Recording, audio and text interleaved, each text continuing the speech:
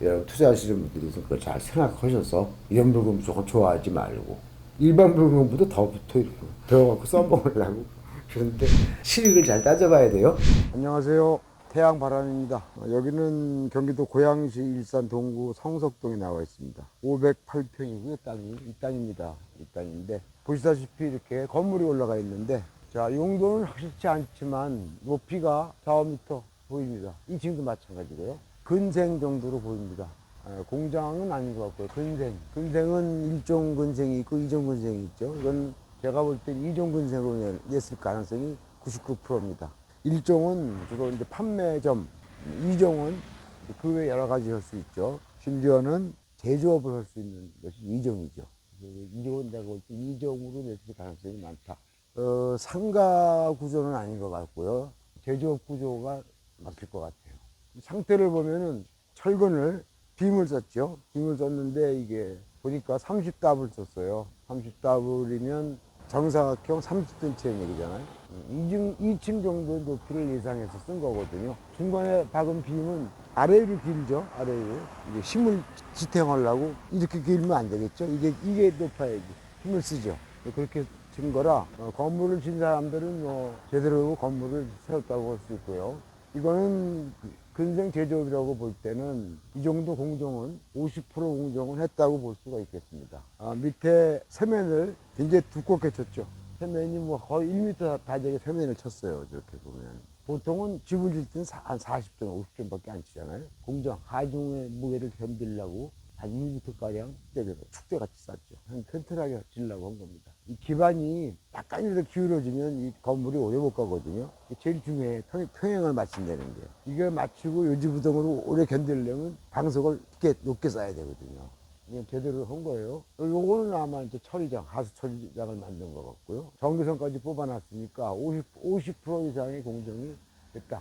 그렇게 볼 수가 있겠습니다. 근데 문제는 이 건물은 나오지 않았다는 거죠. 그러면 두 가지 문제가 발생해요. 법정지상권의 문제는 어떻게 될 것이냐. 유치권 문제는 어떻게 될 것이냐의 문제거든요. 둘 다 해당이 될 수 있습니다. 우리들은 그런 걸 깨는 게 또 전문이죠.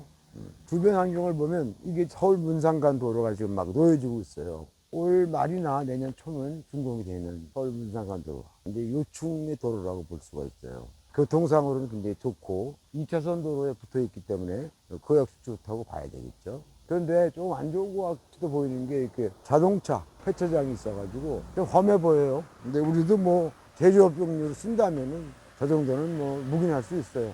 상당히 쓰기는 좋다라고 말씀드릴 수가 있겠습니다.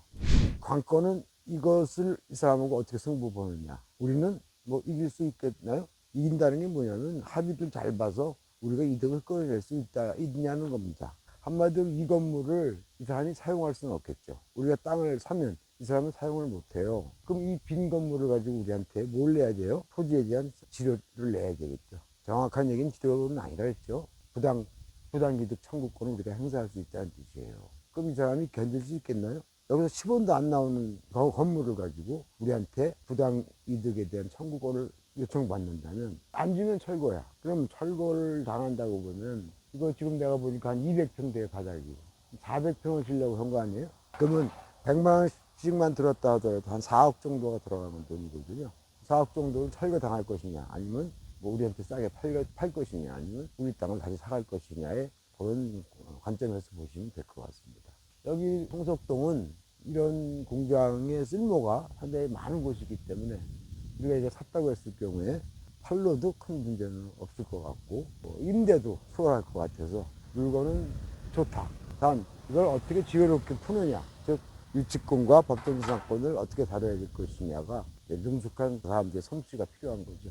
그렇게 보시면 될 것 같습니다. 그 다음에 이 건물 진 게 상당히 쓸모있게 해놔가지고 여기다가 판넬만 붙이면 되는 거 아니에요. 그죠? 전기시설 완공하고 배수 뭐 다 해놨으니까 저까지 해놨다는 건 연결이 됐을 수도 있어요. 연결이 안 됐으면 연결시키고 그 다음에 여기 땅 여기다가 이제 아스팔트 깔아야 되겠죠. 아스팔트 깔고 그래서 걷어낸 거잖아요. 보완하면 되니까 생각보다 뒤처리가 깔끔할 것 같습니다. 그 다음에 옆에 도로가 또 이렇게 있어가지고 따져보면 이 도로가 우리가 코너에 있는 역할을 하는 거죠. 보시면 알지만 이렇게 생긴 땅입니다. 이렇게 이 땅이거든요. 그럼 아니네요. 이 땅이면은 이쪽에 도로가 있다는 뜻이에요. 우리 눈에는 좀 안 보이는데 이쪽에 도로가 있어요. 여기 넓은 도로가 있고 이 도로가 있다. 약간의 코너고 여기 올라가는 건 지금 저 회차장 길 올라가는 길입니다. 이거 딱 맞아 떨어지죠. 우리 저 시청자분들께서도 이런 거 정도는 볼 줄 아시겠죠? 왜 우리 땅 옆에 도로가 있다는 건 이쪽 왼쪽으로 도로가 있다는 얘기고 요 도로가 있다는 건 저기 올라가는 폐차장 올라가는 도로라는 걸 금방 알 수 있겠죠.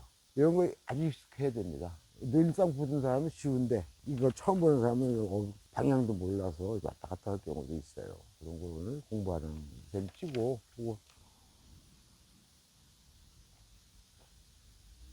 자, 이상입니다. 이건 당장 알아볼 건 뭐냐면은 시청 전화 한번 알려줘. 집원되고 네. 요 건물을 착공한 시기를 알아봐야 돼. 네. 이 시기가 근저당 날짜부터 빠르면 법정지상권이 존재하기 시작하는 거야.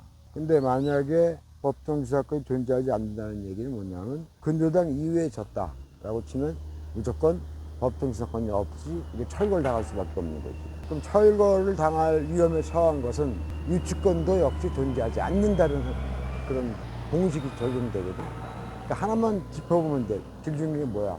법정지상권이 있냐 없냐. 즉 근저당 날짜부터 건물의 착공이 빨랐느냐가 제일 관건이야. 그거만 알아보면 돼. 안녕하세요. 경기도 고양시 일산 동구 공장 같은 거 근린 시설을 짓다가 만 땅이었거든요. 땅만 나오고 건물은 나오지 않은 그런 물건이에요. 그런데 쉽게 말해서 이거 특수 물건이라고도 하잖아요. 저희는 입찰을 안 했습니다. 매력은 있었지만 왜 안 했냐면 이런 물건을 좋아하더라고요, 사람들이. 이 법정지상권이나 유치권을 막 배워서 그거를 아주 막 써먹으려는 사람들이 너무 재밌어해요. 그러니까 사실 실익이 많지 않은데도 불구하고 많이 붙어요. 그래서 이걸 조사를 해서 들어갈까 말까 하다가 아이 이거 뭐 한 10억 썼다가는 떨어지겠다. 그래서 들어가진 않았는데 예측대로 다른 사람들이 막 6명이나 들어와서 이거를 입찰을 해서 1등이 얼마를 썼냐면 11억 2천을 썼어요. 평당 220만 원이 넘어요.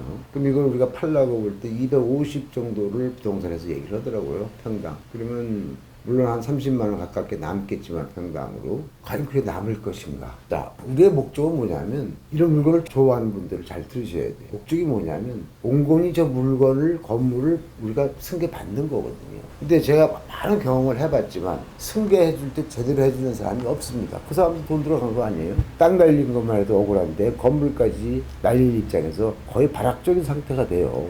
물론 지가 진다. 법에서 쳐요. 철거 명령이 떨어질 때까지 그 사람도 2번이나 항소할 수 있잖아요. 그렇다는 얘기는 많이 끌면 2년 이상 끌린다는 얘기 아닙니까? 우리 돈 묻어놓고 대출도 안 나오잖아요.